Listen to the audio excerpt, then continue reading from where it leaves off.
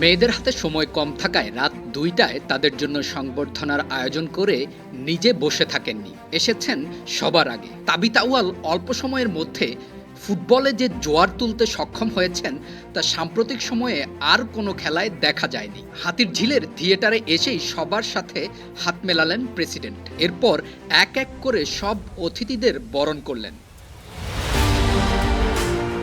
এখন মুঠোফোনের যুগ, সবাই চায় সময়টাকে ফ্রেমবন্দি করে রাখতে। বাফুফের সভাপতিও মিস যাবেন কেন, তাই ভেন্যুতে এসেই নিজের ফোন দিয়ে দৃশ্য ধারণ করতে ভুললেন না। আজ এখানেই মেয়েদের সংবর্ধনা দেয়া হবে। যদিও সময়টা অনেক রাত, তবুও মানুষের আগমন ঘটছে অনেক।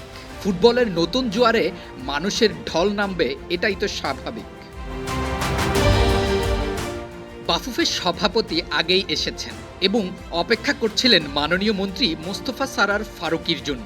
মাননীয় মন্ত্রী গাড়ি থেকে নামতেই প্রেসিডেন্ট সাহেব নিজে গিয়ে তাকে এগিয়ে আনেন এবং অনুষ্ঠান ভেন্যুতে হাজির হন দুজন একসাথে।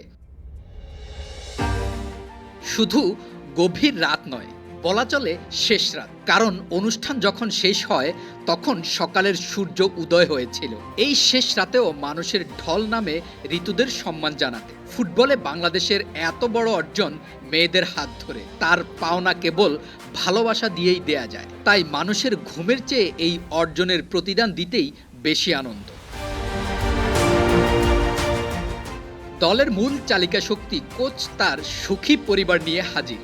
সংবর্ধনা স্থলে বাস এসে থামতেই কোচ নেমে এলেন সবার আগে। এরপর এক এক করে সবাই নেমে এলেন। যে সময়টা ঘুমে কাটিয়ে সকালবেলা ফ্লাইট ধরার কথা, সেই সময়টা দিলেন মানুষের ভালোবাসার জন্য।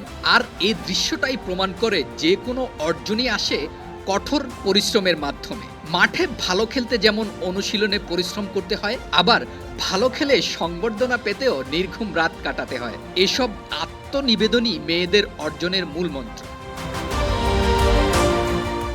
বাস থেকে নেমে মেয়েদের দল মঞ্চে উঠতেই তাদের ফুল দিয়ে বরণ করে নিলেন। এরপর শুরু হলো আলোকছটা আর দর্শকের করতালি। এই গভীর রাত যেন এখানে হাওয়ায় মিলিয়ে গেছে। মনে হলো এক সন্ধ্যায় হাতিরঝিলে বসেছে ফুটবল প্রেমীদের এই মিলন মেলা।